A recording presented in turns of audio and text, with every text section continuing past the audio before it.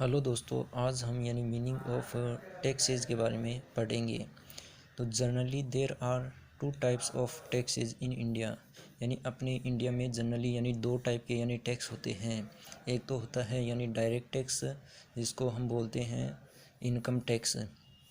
दूसरा होता है इनडायरेक्ट टैक्स, जिसको बोलते हैं जीएसटी।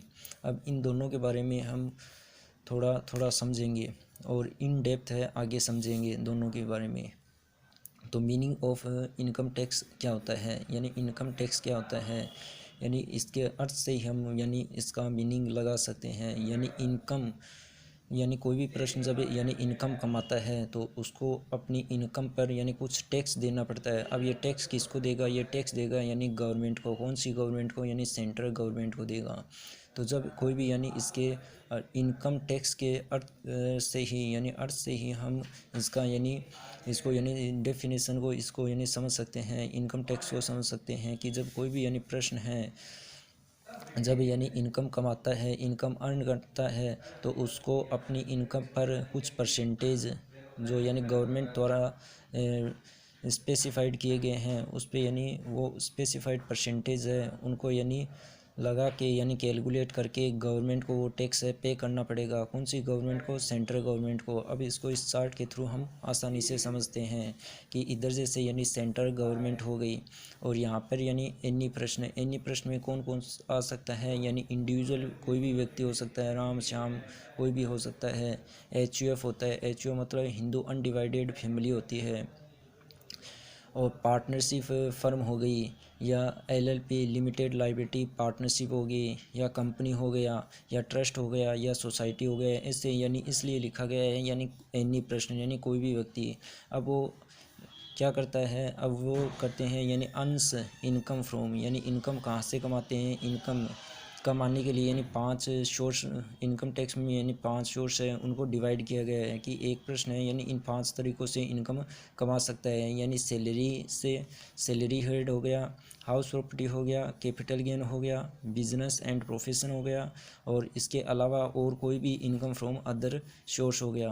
तो जब वह इन 5 सोर्स से इनकम कमाता है, इनकम अर्न करता है, तो उसको पे टैक्स ऑन इनकम, तो उसको अपनी इनकम पर टैक्स है वो कैलकुलेट करके सेंट्रल गवर्नमेंट को पे करना पड़ता है।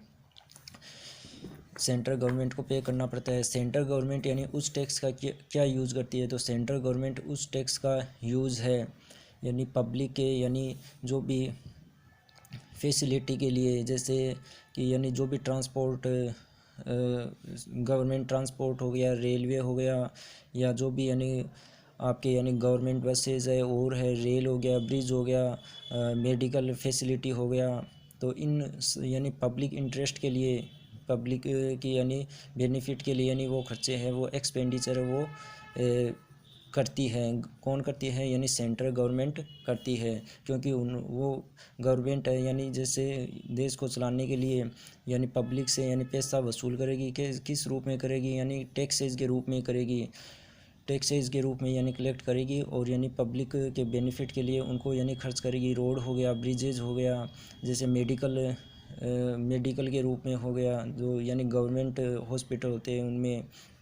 तो इस रूप में वो गवर्नमेंट है पब्लिक इंटरेस्ट के लिए उन जो इनकम प्राप्त की है, इनकम पर जो टैक्स प्राप्त किया है सेंट्रल गवर्नमेंट में ने, तो वो ऐसे वे करेगी पब्लिक के हित के लिए।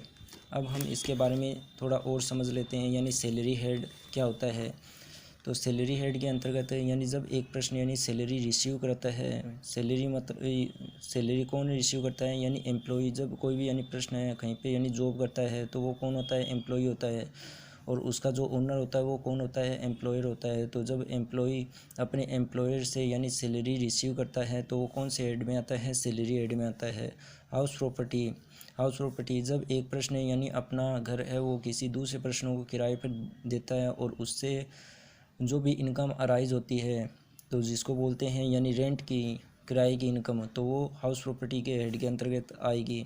फिर एक होता है कैपिटल गेन। कैपिटल गेन क्या होता है? जब कैपिटल असेट्स होती है, जो कैपिटल असेट्स होती है उनको बेचने पे जो भी यानी कैपिटल गेन होता है उस पर भी यानी टैक्स देना पड़ता है, तो वो कैपिटल गेन हेड के अंतर्गत आता है। बिजनेस एंड प्रोफेशन में क्या तो है कि कोई भी व्यक्ति है वो बिजनेस कर रहा है, या कोई भी व्यक्ति है जो यानी सीए है, सीएस है, डॉक्टर है, इंजीनियर है, तो उनको जो भी अपनी इनकम आती है तो वो प्रोफेशन होता है। और जो व्यक्ति बिजनेस करता है तो वो यानी बिजनेस की कैटेगरी में आता है, तो उनको भी जो भी इनकम अराइज हुई है तो उस पर टैक्स देना पड़ेगा। वो कौन से हेड में देना पड़ेगा? बिजनेस एंड प्रोफेशन में देना पड़ेगा।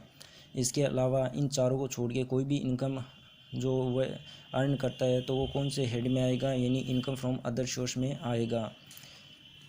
इस तरीके से जब एक प्रश्न है तो कोई भी इनकम यानी कमाता है तो उसको एक स्पेसिफाइड परसेंटेज है जो गवर्नमेंट द्वारा यानी तय किया गया है, जिस कैटेगरी में वो आता है उसके अकॉर्डिंग उसको यानी कैलकुलेट करके टैक्स है और गवर्नमेंट को पे करना पड़ेगा। कौन सी गवर्नमेंट को? सेंट्रल गवर्नमेंट को पे करना पड़ेगा। और सेंट्रल गवर्नमेंट उसका यूज़, टैक्स का यूज़ जो यानी प्रश्न की इनकम पर यानी प्राप्त किया है तो वो पब्लिक के बेनिफिट के लिए वो यूज़ करेगी। थैंक यू, धन्यवाद।